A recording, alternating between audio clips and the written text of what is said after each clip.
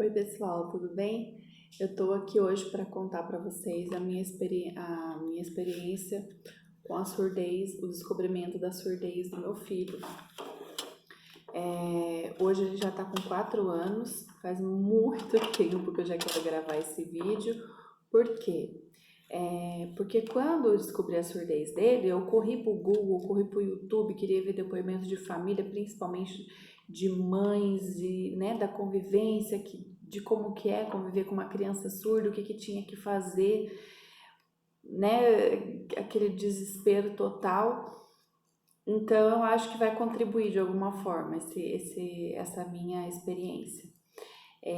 Eu engravidei com 27 anos, do meu primeiro filho, que se chama Samuel. Não estava esperando engravidar no momento, mas fiquei grávida, passei uma gravidez super tranquila. Todos os exames davam super bem, porque depois, quando você descobre a surdez, eles perguntam se você teve uma coisa, se teve outra. Não, foi tudo bem na minha gestação. E ele nasceu de parte cesárea, nasceu rápido, nasceu bem também, foi bem pro quarto, mamou bem, tudo muito bem. E só que tinha acontecido um fato interessante na minha família, porque eu tenho uma priminha que ela tem o lábio leporino, aquela fissura labial, só que o dela é bilateral. E a minha prima tinha comentado comigo, quando ela nasceu, que a assistente social foi no quarto, começou a conversar e ela desconfiou. Ela falou assim, porque a assistente social tá aqui, tá acontecendo alguma coisa e tal. Então eu peguei isso pra mim, daí eu sempre comentava, quando eu tiver um filho, se a assistente social for no quarto, é porque tem alguma coisa.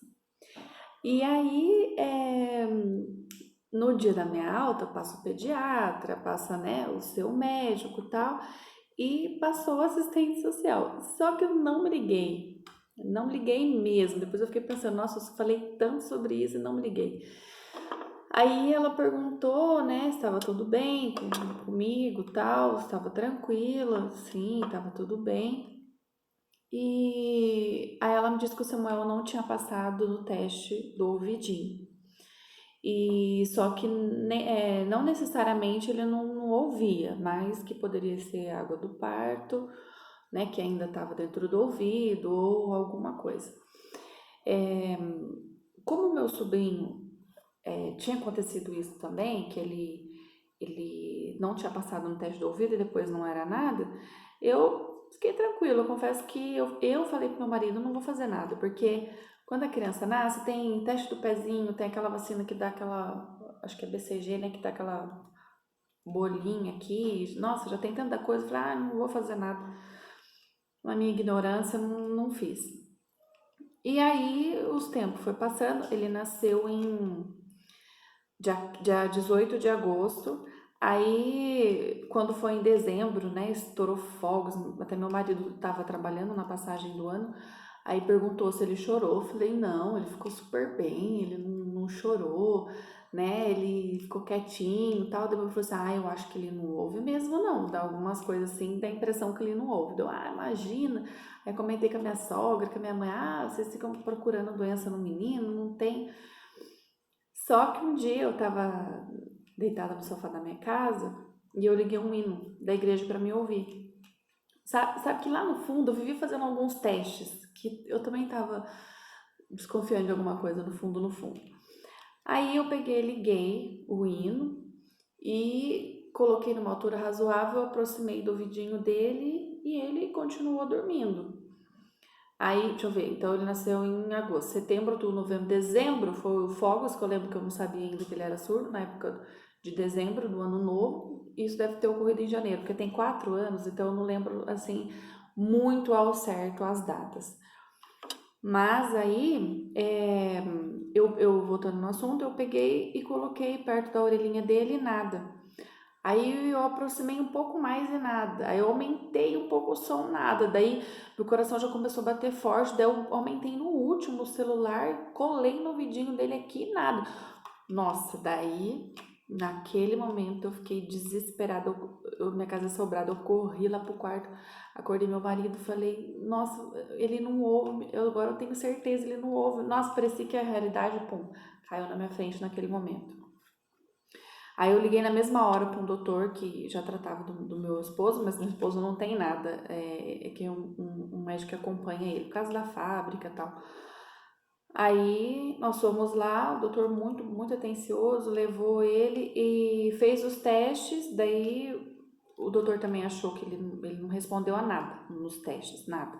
Então ele pediu um exame chamado Bera, porque a criança não tem como fazer audiometria, porque ela não responde, né? E esse exame do Bera é feito diretamente no cérebro, são respostas do cérebro. E aí, só que esse exame é muito difícil de achar, ainda demorou algum tempo, né? Eu pesquisei nas cidades vizinhas, aí dava um problema ou outro, acabei conseguindo numa clínica aqui na minha cidade mesmo. Aí eu fiz o exame, paguei R$ 300 na época, eu lembro, e deu que ele ouvia, uma perda leve, uma perda auditiva leve. Quando a gente levou de novo esse exame pro otorrino, ele falou assim, não, isso eu não aceito, porque pelos testes que eu fiz aqui na clínica, não tem como ele ter uma perda leve, não aceita esse diagnóstico. Aí a gente voltou na clínica, daí eles falaram que poderia ser o aparelho que realmente não tinha ficado bem regulado, não sei o que, e não quiseram devolver o dinheiro. Acontece tanta coisa, né, no meio de tanta tribulação. Aí não quiseram devolver o dinheiro, a gente teve que pagar novamente outro lugar e aí realmente saiu o resultado que ele era surdo bilateral profundo, quer dizer, né, nas palavras normais ele não ouvia nada, nada, nada, nada mesmo, o pessoal falava, mas nem alguma coisa, não, nem alguma coisa, nada. Aí levou no otorrino, ele encaminhou para uma outra doutora que tentou uma estimulação com um aparelho convencional, que é só um ampliador de fala, mas não tinha como. Daí foi falado para nós sobre o implante coclear. Nunca tinha ouvido falar em implante coclear, não sabia nem o que era implante coclear. Depois eu posso até fazer um vídeo explicando melhor sobre isso. Aí ficou aquele dilema, faz, não faz, aquela conversa, alguém dava umas opiniões tipo, não, se ele nasceu assim, deixa assim, né, usa libras, né, hoje em dia realmente é maravilhoso, você vê, você entra num mundo que você desconhece, porque o pessoal, né, os surdos são muito unidos, e eles têm muito prazer de ajudar as pessoas, e quando descobri a surdez começaram a vir na minha casa várias pessoas para conhecer ele, né, porque nunca tinha conhecido um surdo bebê, porque geralmente vai descobrir a surdez 1 ano, 2 anos, às vezes 4 anos, e a gente descobriu muito rápido. E aí era para ter sido mais rápido ainda, né, mas eu acabei vacilando um pouquinho. Aí nós batemos o martelo, não, vamos fazer o implante coclear, vamos aproveitar a tecnologia, já que tem, tipo, quando você não tá enxergando bem, você usa um óculos, então não tá ouvindo bem, vamos usar o aparelho. E fez a cirurgia, deu tudo bem, foi melhor do que nós esperávamos, foi maravilhoso. E aí, como eu sempre gostei de pesquisar bastante sobre o assunto, eu comecei a reparar que a maioria, assim, entre aspas, né? A maioria das pessoas que dá o depoimento, que nem todo mundo quando descobre a surdez, dá um depoimento para o YouTube, ou coloca no Google, faz um blog, né? Mas isso é muito importante, por isso que eu resolvi gravar esse vídeo, porque a gente corre, né, pro celular para pesquisar alguma coisa sobre o assunto, para acalmar o coração, para ver o que se sucede. E aí eu percebia que a maioria era autista. Aí eu fiquei intrigado com aquilo e comecei a reparar algumas coisas no Samuel, porque ele já tinha quase, acho que uns 6 meses de implante, e ele não progrediu nada, tipo, não progredia. E essa progressão que eu falo seria de falar, porque quando a gente não ouve, automaticamente você não fala. Eu achava que existia surdo e existisse mudo, mas não, a pessoa é muda porque não ouve. A não ser que aconteça algum problema nas cordas vocais, isso é diferente. Aí eu peguei e falei pro meu esposo na minha ignorância, falei, olha, ele é surdo, tudo, mas pelo menos ele não é autista, que é o caso de muita gente que eu tô vendo por aí. Aí, só que passou os dias eu comecei a reparar umas coisas no Samuel. Ele enfileirava muitas coisas, ele era muito metódico nas coisas dele. E eu fiquei pensando, falei, meu Deus, eu acho que o Samuel é autista, não sei, alguma coisa está diferente nele, porque as outras mães das outras crianças que tinham feito o implante na mesma data que o Samuel, já estava falando papá, já estava falando mamá, já estava falando mamãe, papai, alguma coisa estava falando e o Samuel nada. Aí eu comentei com a fono dele, né? Falei, eu tô achando que o Samuel tem autismo. Até falei, tem um pouco de autismo. Porque ele tá diferente, ele não tá falando nada, a gente chama ele não olha, dava até a impressão que ele continuava surdo, né? Ela vinha, fazia as atividades com ele, batia tambor, fazia, e ele não dava muita atenção. Aí eu peguei e falei, ela falou assim, olha, eu também, já faz um tempo que eu também estou percebendo, mas o autismo, ele é mais uma avaliação clínica, não tem um exame que faz. Então vamos me encaminhou para uma TO, uma terapeuta ocupacional, vamos fazer mais algumas terapias com ele, observar melhor, e daí a gente manda um relatório para o neurologista. Aí foi aonde elas separaram, também acharam a mesma coisa que eu, né, por causa do comportamento dele, levamos na neurologista, depois levamos num outro neurologista, em dois neurologistas, e os dois deram um diagnóstico e o laudo de autismo para o Samuel. Então hoje ele tem 4 anos, ele é surdo e autista, ele ainda não fala nada. Agora que eu tô reparando assim que ele tá se ligando mais nas coisas, tá mais espertinho um pouco, mas é um processo assim que se ele não fosse autista, com a surdez, em 2 anos de implante, que hoje em dia ele tem 2 anos de implante coclear, ele já estaria, caiu aqui, ele estaria já falando muito bem, assim, bem, né, falando bem. E outra coisa, um detalhe também que o doutor falou pra gente, que até 2 anos de idade ele garantia a fala perfeita do Samuel.